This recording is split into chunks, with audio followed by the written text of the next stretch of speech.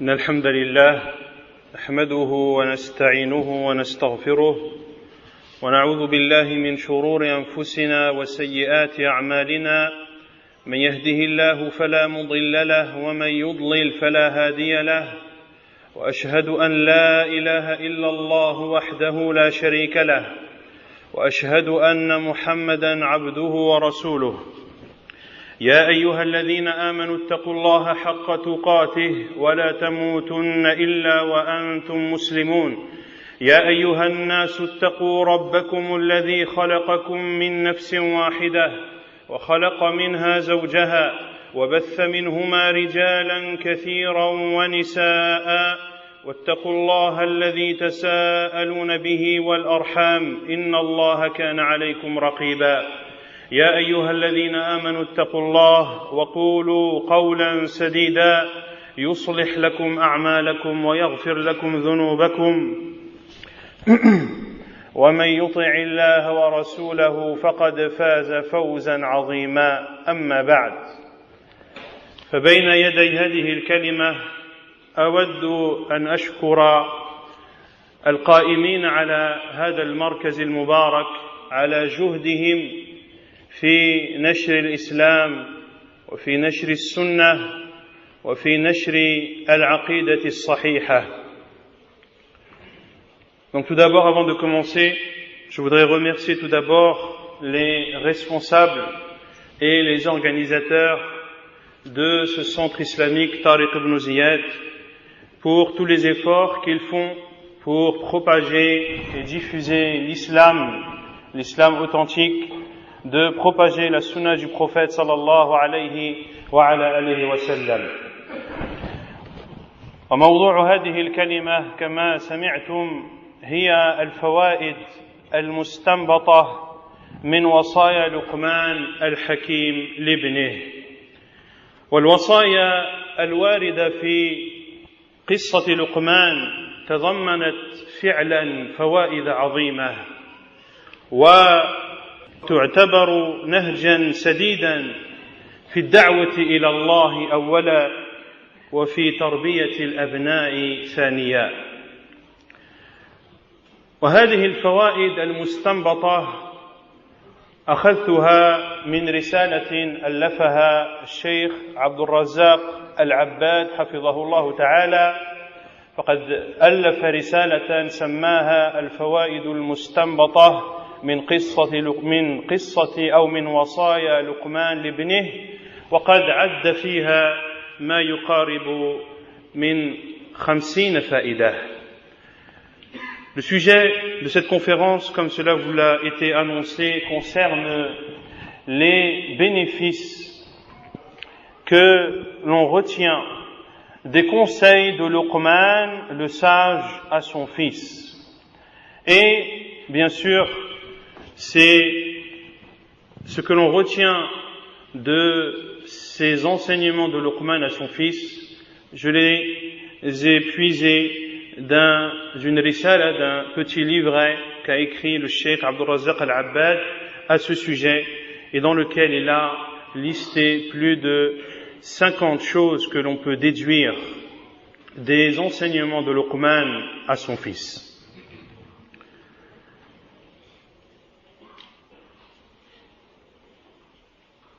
والوصايا هي من الأسلوب الحكيم لجلب القلوب ولشد الأذهان وأيضا للترغيب والترهيب. فالدعوة كما أنها علم يدعى إليه وعمل يرشد إليه، فإنها في الوقت نفسه تحتاج إلى حكمة وتحتاج إلى وسائل نافعة ومؤثرة حتى تدخل في قلوب الناس. L'appel à l'islam, le fait d'appeler à la religion d'Allah subhanahu wa ta'ala, mais également d'éduquer ses enfants, demande de la sagesse qui va permettre à ces enseignements que l'on veut transmettre aux musulmans, à ces enseignements que l'on veut inculquer chez nos enfants, cela demande de la sagesse et cela demande d'opter pour des procédés qui vont faire en sorte que ces paroles et ces conseils que tu vas adresser vont être acceptés de la personne.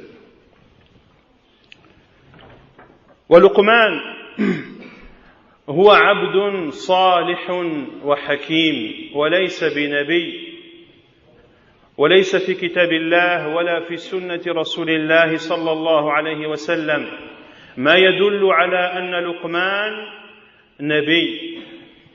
وقد ذكر الإمام البغوي رحمه الله في تفسيره اتفاق العلماء على ذلك. Et Luqman, le sage, n'est pas un prophète. C'est un homme pieux, un homme vertueux, à qui Allah Azza wa Jal a accordé de la sagesse. Il n'y a ni dans le livre d'Allah et ni dans la sunna du prophète sallallahu alayhi wa sallam une preuve que Luqman est un prophète. Et l'imam al-Baghawi rahimahullah, dans son tafsir, dans son exégèse du Coran, a cité l'accord des savants à ce sujet. قال الله تعالى ولقد آتينا لقمان الحكمة أن اشكر لله ومن يشكر فإنما يشكر لنفسه ومن كفر فإن الله غني حميد. وإذ قال لقمان لابنه وهو يعظه يا بني لا تشرك بالله إن الشرك لظلم عظيم. ووصينا الإنسان بوالديه حملته أمه وهنا على وهن وفصاله في عامين أن اشكر لي ولوالديك إلي المصير وإن جاهداك على أن تشرك بي ما ليس لك به علم فلا تطعهما وصاحبهما في الدنيا معروفا واتبع سبيل من أناب إلي ثم إلي مرجعكم فأنبئكم بما كنتم تعملون. يا بني إنها إن تك مثقال حبة من خردل فتكن في صخرة أو في السماوات أو في الأرض يأتي بها الله إن الله لطيف خبير. يا بني أقم الصلاة وأمر بالمعروف وانهى عن المنكر واصبر على ما أصابك إن ذلك من عزم الأمور ولا تصعر خدك للناس ولا تمشي في الأرض مرحا إن الله لا يحب كل مختال فخور واقصد في مشيك واغضض من صوتك إن أنكر الأصوات لصوت الحمير. Allah Azza wa Jalla dit selon le sens: nous avons effectivement donné à Luqman la sagesse. Sois reconnaissant à Allah, car quiconque est reconnaissant n'est reconnaissant que pour soi-même. Quant à celui qui est ingrat, en vérité, Allah se dispense de tout et il est digne de louange. Et lorsque Luqman dit à son fils, tout en l'exhortant: ô mon fils, ne donne pas d'associé à Allah, car l'association à Allah est vraiment une injustice énorme. Nous avons commandé à l'homme la bienfaisance envers ses pères et mères. Sa mère l'a porté, subissant pour lui peine sur peine. Son sevrage a lieu durant 2 ans. Sois reconnaissant envers moi, ainsi qu'envers tes parents. Vers moi est la destination. Et si tous deux, c'est-à-dire si tes 2 parents, et si tous deux te forcent à m'associer ce dont tu n'as aucune connaissance, alors ne leur obéis pas, mais reste avec eux ici-bas de façon convenable. Et suis le sentier de celui qui se tourne vers moi ensuite est votre retour, et alors je vous informerai de ce que vous faisiez. Ô mon enfant, fût-ce le point d'un grain de moutarde, au fond d'un rocher, ou dans les cieux ou dans la terre, Allah le fera venir. Allah est infiniment doux et parfaitement connaisseur. Ô mon enfant, accomplis la salat, commande le convenable, interdis le blâmable, et endure ce qui t'arrive avec patience. Telle est la résolution à prendre dans toute chose. Et ne détourne pas ton visage des hommes, et ne foule pas la terre avec arrogance, car Allah n'aime pas l'orgueilleux, l'arrogant. Sois modeste dans ta démarche et baisse ta voix, car la plus détestée des voix, c'est bien la voix des ânes. في هذه الوصايا العظيمة من لقمان لابنه يستفاد منها أولا أن الحكمة منحة ربانية وهبة من الله سبحانه وتعالى يؤتيها من يشاء. والله عز وجل قال في سورة البقرة يؤتي الحكمة من يشاء ومن يؤت الحكمة فقد أوتي خيرا كثيرا. Ce que l'on retient tout d'abord de ces enseignements de Luqman à son fils, c'est que la sagesse est un don d'Allah. C'est un présent qu'Allah subhanahu wa ta'ala accorde à qui il veut parmi ses serviteurs. Et Allah azza wa jalla dit dans Surat al-Baqarah, et il donne la sagesse à qui il veut. Et celui à qui l'on a accordé la sagesse a alors reçu un bien immense. ومن أراد أن يوفق إلى هذا الأمر فليطلبه أولا من الله لأن الفضل بيد الله سبحانه وتعالى. وثانيا وهي الفائدة الأخرى أن لا بد من فعل الأسباب للحصول على هذه الحكمة. ومن تأمل قصة لقمان يجد أنه كان عبدا صالحا مقبلا على طاعة الله وكان على صلة قوية بربه سبحانه وتعالى. فلا بد من فعل الأسباب، والأحاديث في ذلك كثيرة، منها ما جاء في صحيح مسلم أن النبي عليه الصلاة والسلام قال احرص على ما ينفعك واستعن بالله. وقال عليه الصلاة والسلام في الحديث الآخر إنما العلم بالتعلم والحلم بالتحلم ومن يتحرى الخير يعطه ومن يتوقى الشر يوقه. Celui qui désire la sagesse, tout d'abord qu'il la demande à Allah subhanahu wa ta'ala. Celui qui détient toute chose, Azza wa Jal, demande à Allah subhanahu wa ta'ala de t'accorder cette sagesse. Et ensuite, mets en œuvre les causes qui vont te permettre d'accéder et d'obtenir cette sagesse. Car celui qui médite dans l'histoire de Luqman, le sage, il verra que c'était une personne pieuse, une personne vertueuse, une personne qui était minutieuse dans l'adoration d'Allah subhanahu wa ta'ala et qui se rapprochait autant que possible de son Seigneur. Et de faire les causes est une chose à laquelle nous a encouragé le prophète sallallahu alayhi wa sallam dans nombreux hadiths. Le prophète sallallahu alayhi wa sallam a dit et fais en sorte d'obtenir ce qui t'est profitable et demande l'aide d'Allah. Et il a dit aussi sallallahu alayhi wa sallam dans notre hadith qui est jugé bon par Sheikh al-Albani rahimahullah, la science s'acquiert en apprenant et la douceur s'acquiert en étant doux, et celui qui recherche le bien, il lui sera accordé, et celui qui se préserve du mal en sera préservé. ومن الفوائد أيضا أهمية شكر نعم الله سبحانه وتعالى وعظيم أثره في بقاء هذه النعم بل وفي زيادتها ونمائها. Ce que l'on retient également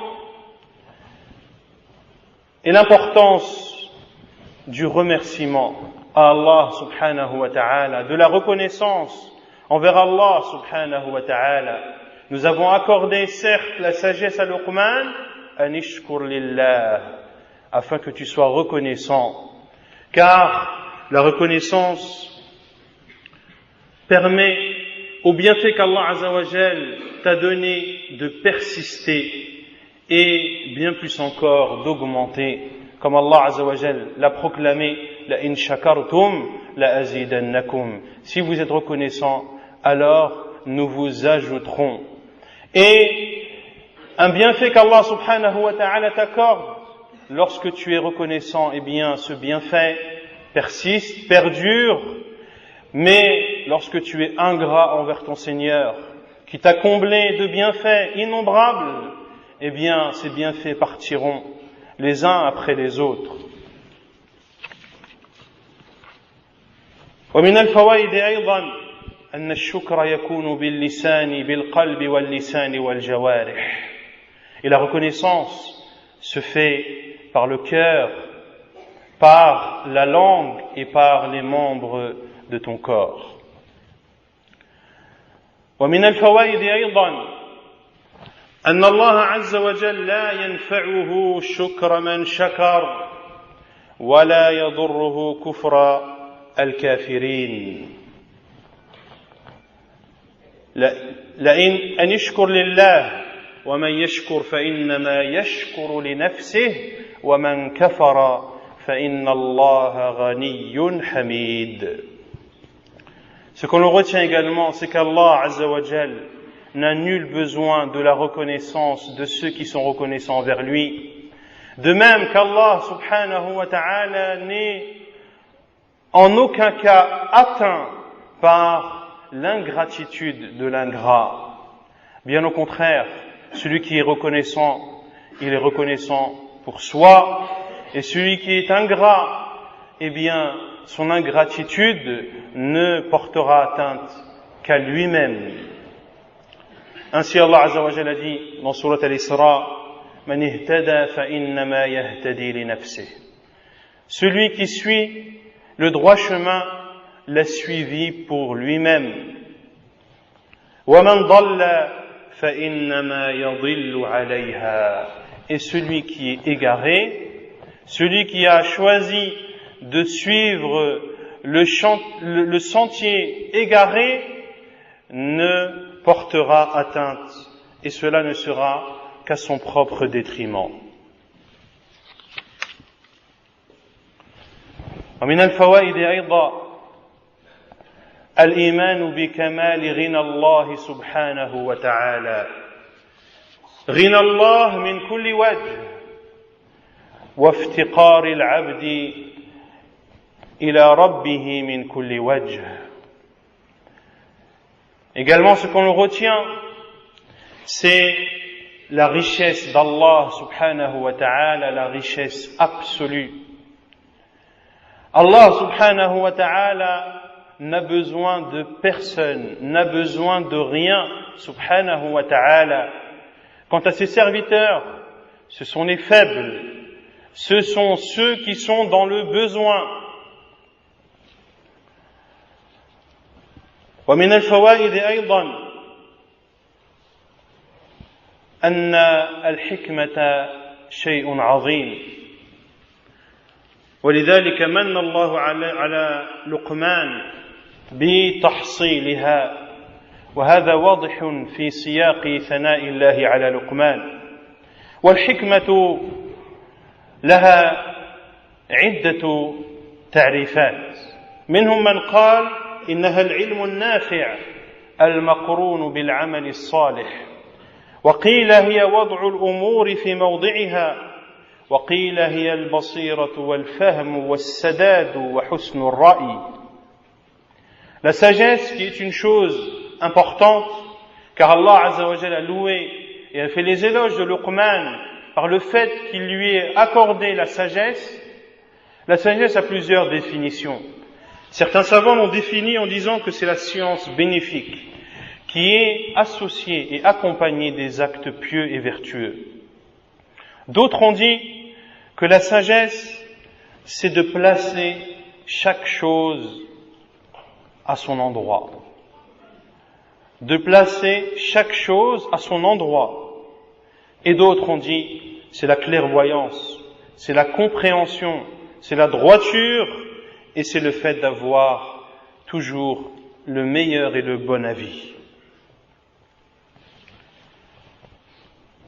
ومن الفوائد أيضا أهمية أسلوب الوعظ في التربية والتعليم.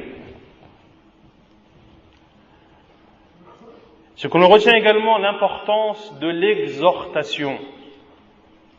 L'importance de l'exhortation dans l'éducation et dans l'enseignement. Qu'est-ce que l'exhortation? L'exhortation, c'est ordonner un bien ou interdire un mal en associant ce commandement ou cet ordre à une incitation et en accompagnant ou en effrayant celui pour qui ou sur qui ou la personne à laquelle on met en garde contre un mal. C'est le fait d'ordonner un bien ou d'interdire un mal accompagné d'une incitation à faire le bien et accompagné d'une mise en garde contre ce mal. Et c'est ce qu'a fait Luqman, le sage, à son fils, lorsqu'il l'a exhorté. Il ne lui a pas uniquement donné des directives et des conseils, mais il a appuyé cela par des encouragements en montrant les bénéfices de ce bien qu'il ordonne, de montrer la récompense qu'il y a pour celui qui fera ses ordres et ses commandements, et également d'interdire en expliquant et en montrant les effets néfastes de cette chose interdite, de montrer que cette chose provoque la colère d'Allah subhanahu wa ta'ala et peut amener à faire plonger la personne en enfer wal-'iyadhu billah. ومن الفوائد أيضا أهمية حسن التودد وعظيم أثره على المتعلم. Ce que l'on retient également des conseils de Luqman, le sage, à son fils, c'est l'importance de la douceur et de l'affection. L'importance de la douceur et de l'affection lorsque l'on appelle quelqu'un à l'islam ou lorsque l'on éduque nos enfants. Cette douceur et cette affection va faire en sorte que tes paroles vont aller directement dans le cœur de cette personne que tu exhortes. Cette douceur va faire en sorte que cette personne va se mettre en condition pour écouter premièrement, pour accepter deuxièmement et pour mettre en pratique troisièmement les conseils que tu lui auras adressés. Et l'on voit dans les conseils de Luqman à son fils qu'il dit à plusieurs reprises « Ô mon fils, ô mon enfant », afin que les paroles qu'il lui dirige soient acceptées. Et ainsi était notre prophète sallallahu alayhi wa sallam.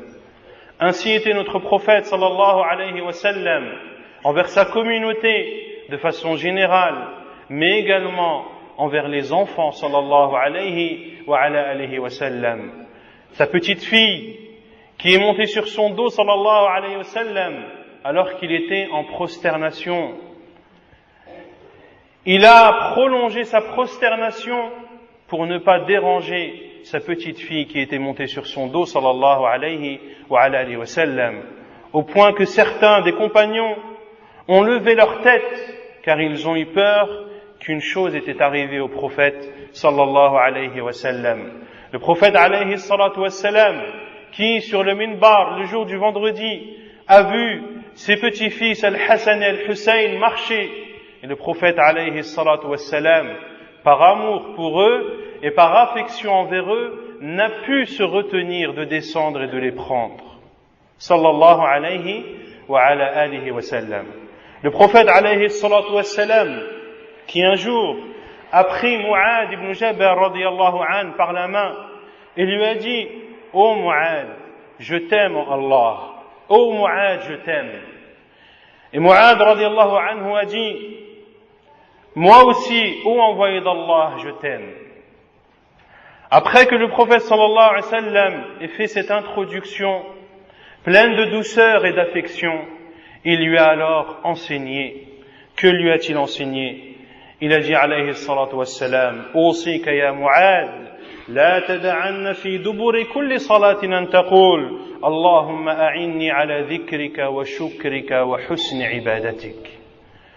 Je te recommande, ô Mu'adh, ne délaisse pas, après chaque prière, de dire « Ô Allah, aide-moi dans ton rappel, aide-moi à être reconnaissant envers toi et à t'adorer de la meilleure façon. » Cette affection du prophète alayhi salatu wassalam qui a ouvert le cœur de Mu'adh ibn Jabal et qui a attiré son attention, et c'est ensuite que le prophète sallallahu alayhi wa sallam lui a adressé ce précieux conseil.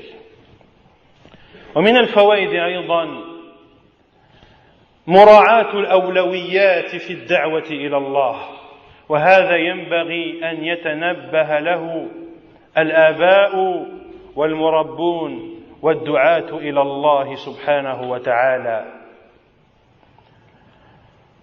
Parmi ce qu'on retient des recommandations de Luqman, le sage à son fils, c'est le fait de prendre en compte les priorités lorsque l'on appelle à Allah subhanahu wa ta'ala. De connaître les priorités est une chose que doit assimiler toute personne, que ce soit un parent, que ce soit un éducateur ou un prêcheur à Allah subhanahu wa ta'ala, d'avoir en tête les priorités, les choses par lesquelles il faut commencer, auxquelles il faut appeler en premier lieu.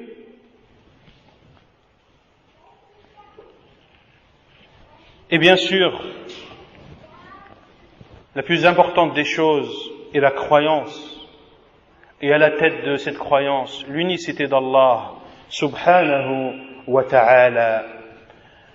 Ainsi était le prophète sallallahu alayhi wa sallam lorsqu'il a envoyé Mu'adh ibn Jabal au Yémen. Que lui a-t-il dit? Innaka taqdumu ala qawmin min ahli al-kitab liyakun awwala ma tad'uuhum ilayhi an yuwahhidu Allah ta'ala.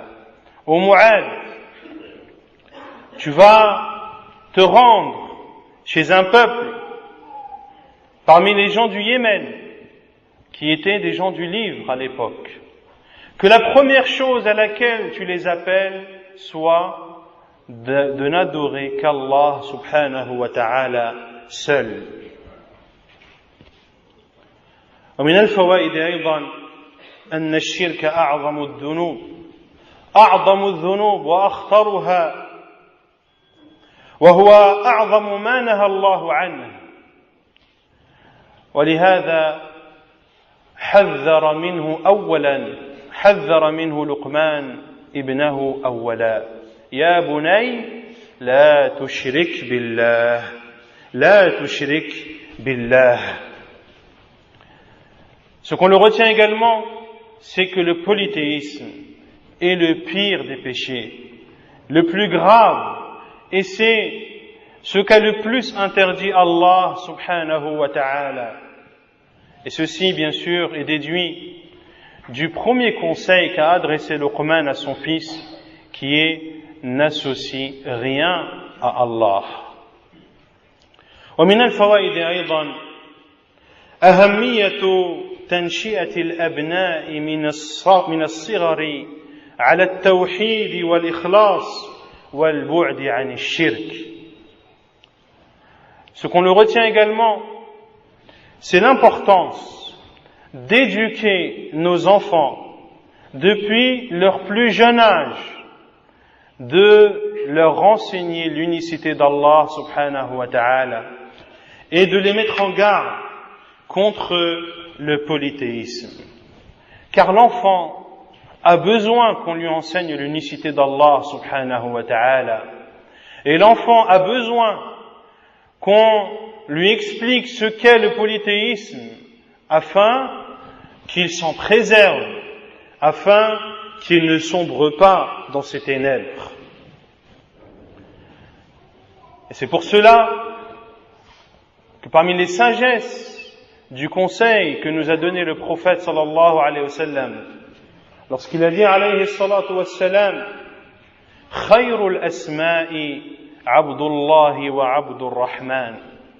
Les meilleurs des prénoms sont Abdullah et Abdur Rahman, le serviteur d'Allah et le serviteur du miséricordieux, afin que l'enfant soit éduqué depuis son plus jeune âge au fait qu'il est le serviteur d'Allah subhanahu wa ta'ala, qu'il sache dès les premières années de sa vie que c'est le serviteur d'Allah et que ce n'est pas l'esclave de ses passions, ni l'esclave de cette vie d'ici-bas, ni l'esclave du diable, mais bien au contraire, que c'est l'esclave du Seigneur des mondes, subhanahu wa ta'ala. Et ceci a un effet extrêmement important et extrêmement profitable dans la personnalité de l'enfant. ومن الفوائد أيضا أن الشرك أظلم الظلم وأعظم الجرم، وهذا مأخوذ من قول لقمان إن الشرك لظلم عظيم. والظلم هو وضع الشيء في غير موضعه، وأي ظلم أشنع من أن توضع العبادة في غير موضعها بأن تصرف لمخلوق ضعيف وعاجز لا يملك لنفسه لا نفعا ولا ضرا ولا حياة ولا نشورا. وأي ذنب أعظم من هذا يخلق الله عز وجل الإنسان ثم يتجه هذا الإنسان بالعبادة لغير الله، والله عز وجل يرزق هذا الإنسان ويتجه هذا الإنسان لطلب الرزق لغير الله، والله عز وجل يشفي هذا الإنسان وهذا الإنسان يتجه ويطلب الشفاء من غير الله والعياذ بالله. فأي ظلم أعظم من هذا. Ce que l'on retient également, c'est que le polythéisme est la pire des injustices et le plus gravissime des crimes qui peut être commis. Ceci est déduit de la parole de Luqman à son fils. Le polythéisme est une injustice immense. Et l'injustice, c'est le fait de mettre des choses dans l'endroit qui n'est pas le leur. Et quelle injustice est plus ignoble que de placer l'adoration dans un endroit qui n'est pas le sien? Quelle injustice est plus grande que de vouer et de dédier une adoration à autre qu'Allah subhanahu wa ta'ala, à des créatures qui sont aussi faibles qu'incapables, des créatures qui ne peuvent pour elles-mêmes ni apporter un bien ni repousser un mal, des créatures qui ne peuvent ni accorder la vie, ni accorder la mort, ni faire revivre après la mort. Et quelle injustice est plus grande lorsqu'Allah subhanahu wa ta'ala crée l'être humain et ce même être humain s'adonne à adorer autre qu'Allah. Et quelle injustice est plus grande lorsqu'Allah subhanahu wa ta'ala accorde la pourvoyance à cet être humain et ce même être humain s'en va demander la pourvoyance à autre qu'Allah. Et quelle injustice est plus grande que de demander la guérison à autre qu'Allah, alors qu'Allah subhanahu wa ta'ala est le seul détenteur de ce pouvoir de guérison. ومن الفوائد أيضا الوصية بالوالدين برا وإحسانا.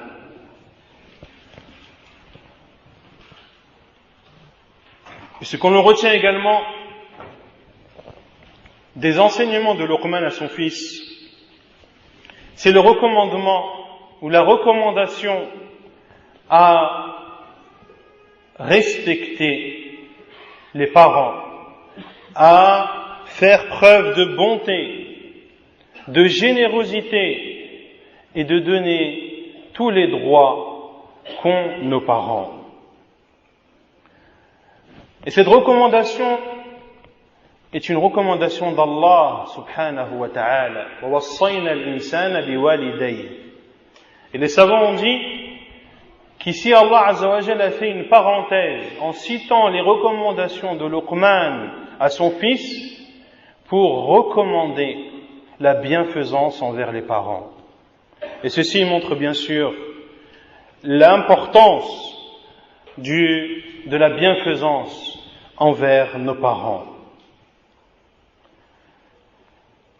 Et réfléchis également et que ton attention soit attirée sur le fait qu'Allah subhanahu wa ta'ala a dit وَوَصَّيْنَا الْإِنسَانَ بِوَالِدَيْهِ حَمَلَتْهُ أُمُّهُ وَهْنًا عَلَى وَهْنٍ وَفِصَالُهُ فِي عَامَيْنِ. Et nous avons recommandé à l'être humain la bonté envers ses pères et mères. Sa mère qui a suivi peine sur peine, et son sevrage, c'est-à-dire son allaitement, est d'une durée de 2 ans. Ici, Allah subhanahu wa ta'ala a cité de façon particulière la mère.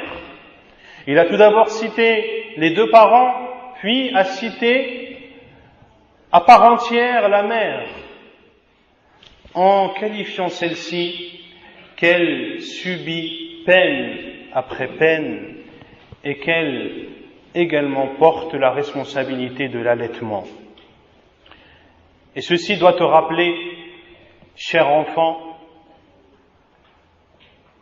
ce que ta mère a subi et ce que ta mère a enduré durant tout d'abord la grossesse. Et tu dois avoir à l'esprit les douleurs, les fatigues, les nuits blanches qu'a dû supporter ta mère pendant cette longue durée de 9 mois dans laquelle elle t'a porté un poids qui, au fur et à mesure des mois, est devenu plus pesant, plus difficile à supporter, au point qu'aucune position ne peut être considérée comme soulageante, ni la position couchée, ni la position assise, ni la position debout, et ceci pendant 9 longs mois. Et rappelle-toi également le jour où ta mère a accouché de toi, et la douleur qu'elle a ressentie lorsqu'elle t'a mis au monde. Puis rappelle-toi l'allaitement et la difficulté de celui-ci, et ce qu'il engendre comme douleur, ce qu'il engendre comme fatigue, et ce qu'il engendre comme affaiblissement.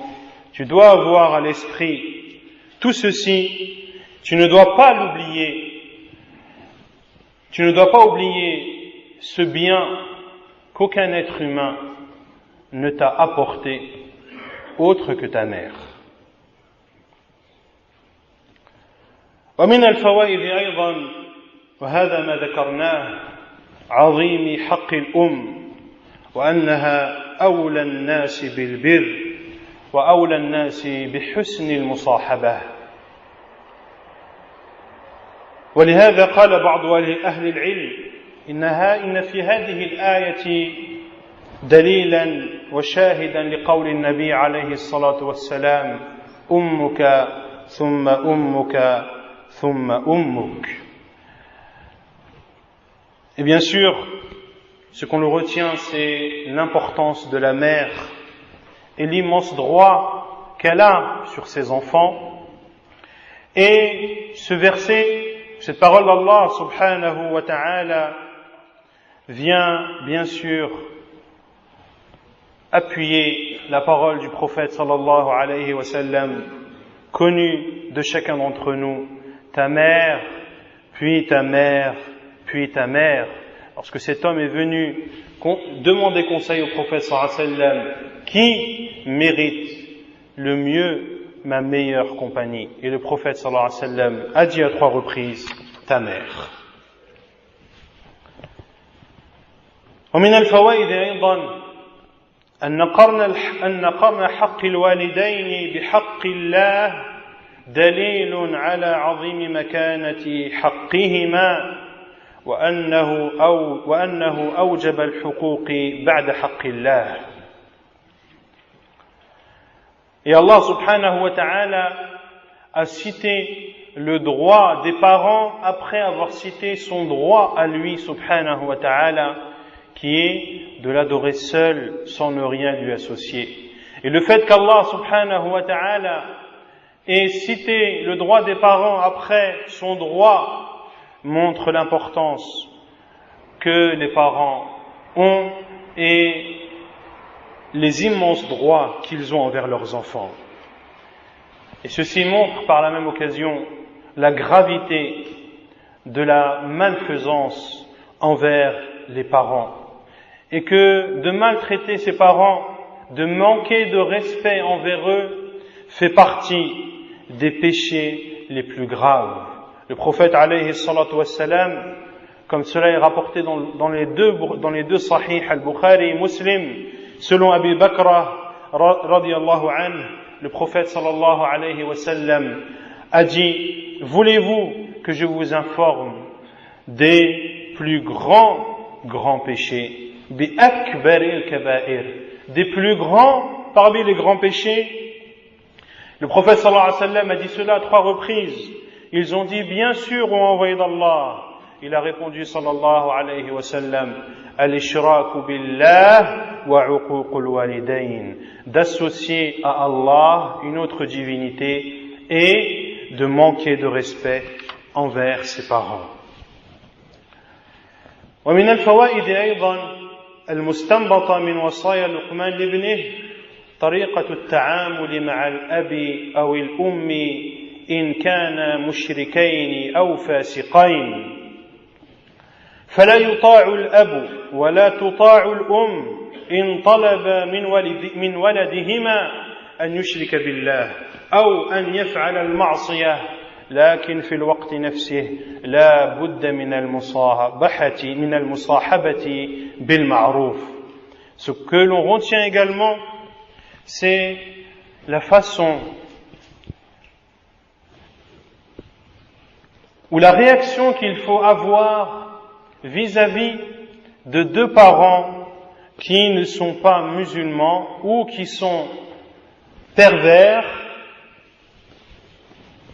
lorsqu'ils ordonnent de faire un mal, lorsqu'ils ordonnent d'associer à autre qu'Allah, ou lorsqu'ils ordonnent de commettre un péché.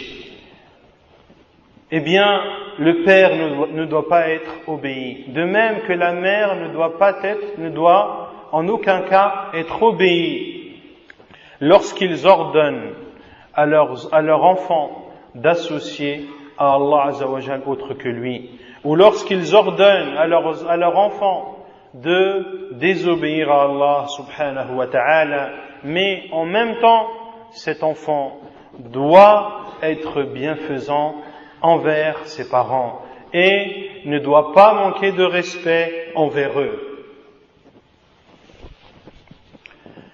ومن الفوائد أن الأب المشرك والأم المشركة إن يدعوان ابنهما إلى الشرك فإن الله عز وجل يقول: وصاحبهما في الدنيا معروفا. هذا إذا كان الأبوان مشركين، فكيف إذا كان الأبوان مؤمنين لا يأمران إلا بالخير ولا يدعوان إلا إلى البر والإحسان.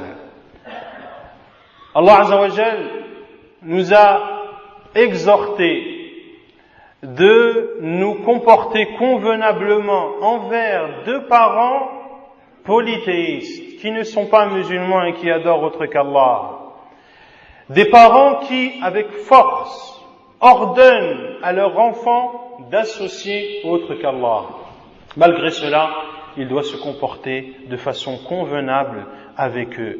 Que dire du comportement qu'il faut avoir alors envers deux parents qui sont croyants, qui craignent Allah subhanahu wa ta'ala et qui n'ordonnent à leurs enfants que le bien, que la bienfaisance et que la piété. ومن الفوائد أيضا فضل الصحابة وهم خيار هذه الأمة وهذا يؤخذ من قول لقمان لابنه واتبع سبيل من أناب إلي. Et ce que l'on retient également, ce sont les mérites des compagnons, les meilleurs de cette communauté, radiyallahu anhum. Et ceci est déduit de la parole de Luqman à son fils, et suis le sentier de ceux qui reviennent à moi. Lorsque l'on regarde et lorsque l'on analyse la vie des compagnons du prophète sallallahu alayhi wa sallam, eh bien l'on constatera sans aucun doute que c'étaient des personnes qui revenaient à leur Seigneur subhanahu wa ta'ala. Pour cela que vous verrez les exégètes du Coran dire dans l'explication de ce verset « Et suis le chemin de ceux qui reviennent à moi », c'est-à-dire Abu Bakr. Et d'autres dire ce sont les compagnons du prophète sallallahu alayhi wa ala alihi wa sallam. Et l'imam Ibn al-Qayyim rahimahullah a attesté de cela également dans son livre Madariju as-Salikin. Ceci nous montre bien sûr les mérites des compagnons du prophète sallallahu alayhi wa sallam, que ce sont les meilleures personnes après les prophètes et envoyés d'Allah alayhimus salam. Et ainsi Allah Azza wa Jalla nous ordonne de suivre leur chemin, d'être sur leurs traces, et nous met en garde contre le fait de se détourner de la voie qu'ils ont empruntée. وَمَن يُشَاقِقِ الرَّسُولَ مِن بَعْدِ مَا تَبَيَّنَ لَهُ الْهُدَى وَيَتَّبِعْ غَيْرَ سَبِيلِ الْمُؤْمِنِينَ نُوَلِّهِ مَا تَوَلَّى وَنُصْلِهِ جَهَنَّمَ وَسَاءَتْ مَصِيرًا. Et quiconque va à l'encontre du prophète après que la droiture ou le droit chemin lui ait été apparu et suit un sentier autre que celui des croyants. Et les croyants ici, ce sont les compagnons du prophète sallallahu alayhi wa sallam. Alors Allah les laissera avec ce qu'ils ont choisi pour eux-mêmes et il le brûlera en enfer. Et quelle mauvaise destination. Et il y a une conférence sur ce thème demain, Inch'Allah ta'ala, par notre frère Kamel, sur l'importance de suivre les pieux prédécesseurs et à leur tête, bien sûr, les compagnons du prophète, sallallahu alayhi wa ala alihi wa sallam. Et ce que l'on retient également des enseignements de Luqman, c'est que les actes des serviteurs sont enregistrés et chacun d'entre nous retrouvera tout ce qu'il a dit comme parole, tout ce qu'il a fait comme acte auprès d'Allah subhanahu wa ta'ala. Et ceci est déduit de la parole de Luqman. Puis, c'est vers moi que sera le retour et je vous informerai de ce que vous faisiez. On retient également de cela la science illimitée d'Allah subhanahu wa ta'ala, que rien n'échappe à Allah azza wa jal, ni dans les cieux, ni dans la terre. Ô mon fils, fût-ce un grain de moutarde qui serait inséré à l'intérieur d'un rocher ou qui se situerait dans les cieux ou dans la terre, eh bien Allah subhanahu wa ta'ala l'apportera. Rien n'échappe à Allah subhanahu wa ta'ala. Et ceci nous amène à une autre chose que l'on déduit de ces enseignements bénéfiques de Luqman, c'est l'importance d'éduquer nos enfants dans le fait qu'Allah subhanahu wa ta'ala les surveille, qu'Allah subhanahu wa ta'ala les voit à tout moment, les voit en tout lieu, qu'Allah Azza wa Jal est parfaitement connaisseur de tout ce qu'ils font, que ces choses soient apparentes ou cachées. Ainsi, lorsque tu ordonnes à ton fils de faire une chose, eh bien, enseigne-lui en même temps que s'il fait cette chose, c'est qu'il sache qu'Allah subhanahu wa ta'ala est parfaitement connaisseur de ce qu'il fait. Et lorsque tu lui interdis une chose, enseigne-lui qu'Allah subhanahu wa ta'ala le surveille et que même si ce qu'il pourrait faire d'interdit pourrait échapper aux yeux des gens, mais cela n'échappe pas à la vigilance d'Allah subhanahu wa ta'ala.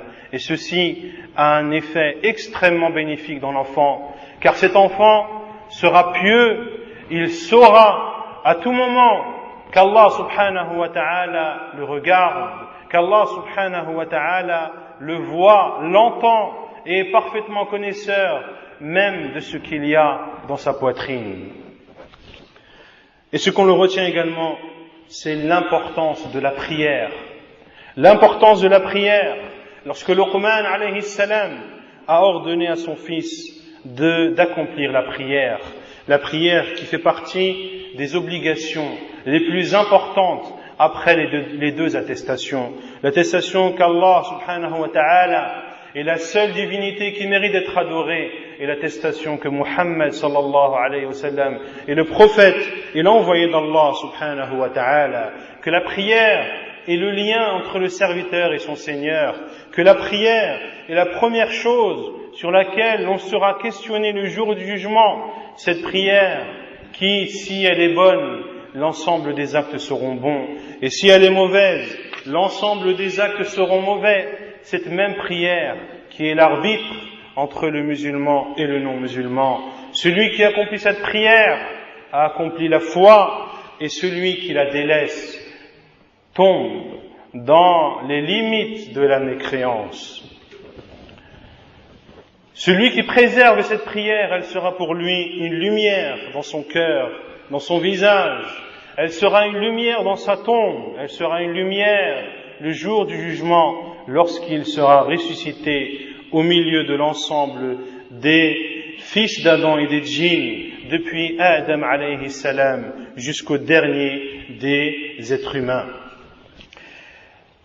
Et celui qui la délaisse, et celui qui accomplit la prière, bien sûr, sera ressuscité en compagnie de ceux à qui Allah subhanahu wa ta'ala a comblé de bienfaits, parmi les prophètes, les véridiques, les martyrs, les vertueux, et quelle bonne compagnie. Quant à celui qui ne préserve pas cette prière, quant à celui qui la délaisse, elle ne sera ni lumière, elle ne sera que preuve contre lui, et elle ne lui sera d'aucun secours le jour du jugement, et qu'Allah nous en préserve. Il sera ressuscité en compagnie de Pharaon, de Haman, de Qarun et de Ubay ibn Khalaf, qu'Allah Azza wa Jal nous en préserve. Et je terminerai de façon brève les dernières choses que l'on peut retenir de ces enseignements de Luqman, c'est l'importance d'éduquer les enfants dans le fait d'ordonner le bien et d'interdire le mal, et ceci depuis le plus jeune âge.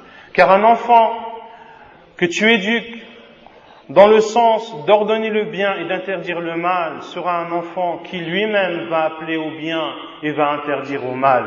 Et comme l'on dit, celui qui n'appelle pas est appelé. إِذَا لَمْ تَدْعُ تُدْعَى. Si tu n'appelles pas, tu seras appelé. Ainsi, cet enfant qui appellera au bien, qui recommandera les choses louables, eh bien, cela sera un rempart face à ceux qui voudraient l'appeler au mal, l'appeler à la débauche, l'appeler à la désobéissance d'Allah subhanahu wa ta'ala, car ils sauront d'avance que cet enfant est connu pour appeler au bien et pour interdire au mal. Également, on retient de ces enseignements de Luqman la patience dont doit faire preuve les prêcheurs, ceux qui appellent à Allah Azza wa Jal, ceux qui appellent à l'islam, ceux qui ordonnent le bien, ceux qui interdisent le mal, eh bien sans aucun doute, ils seront victimes de répression, ils seront victimes de pression, ils seront victimes de représailles. Comment ne le serait-il pas alors que la meilleure des créatures, Muhammad sallallahu alayhi wa sallam, a subi la violence de son peuple sallallahu alayhi wa sallam. Et également la mise en garde contre le fait d'être orgueilleux, d'être arrogant, de se considérer meilleur que les autres et de voir les autres avec l'œil du rabaissement, avec l'œil du dénigrement. Également, il y a dans les enseignements de Luqman le juste milieu. Le juste milieu, lorsqu'il a dit à son fils de marcher de façon humble et de baisser sa voix, car certes, la voix la plus ignoble est la voix de l'âne.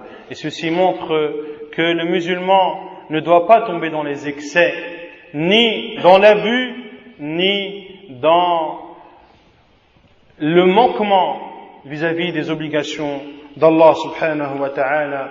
Et ceci sera un autre sujet qui sera traité demain, incha'Allah ta'ala, à savoir que l'islam est la religion du juste milieu. Et je terminerai par les deux dernières choses que l'on retient de ces enseignements de Luqman à son fils, c'est que cette religion appelle à mettre en œuvre les comportements les plus louables. L'islam n'ordonne que les choses louables et n'interdit que les choses blâmables. L'islam ordonne l'honnêteté, ordonne la véracité, ordonne la bonne parole, ordonne le fait d'être bienfaisant envers les autres et interdit le mensonge, interdit la tricherie, interdit la tromperie, interdit le vol, interdit l'usurpation, etc., etc. Vous ne verrez dans l'islam que les comportements les plus louables, et vous verrez que cette même religion nous met en garde contre les choses qui ne sont que blâmables.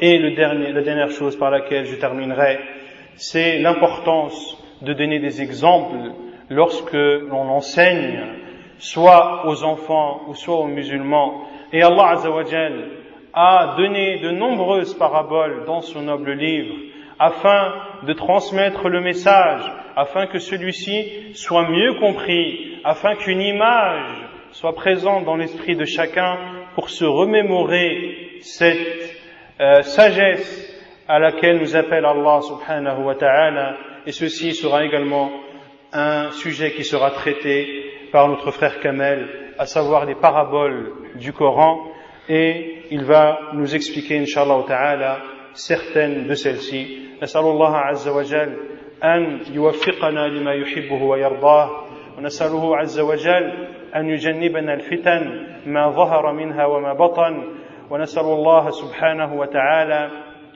أن يرزقنا الحكمة ومن أوتي الحكمة فقد أوتي خيرا كثيرا وصلى الله وسلم وبارك على نبينا محمد وعلى آله وصحبه أجمعين وآخر دعوانا أن الحمد لله رب العالمين.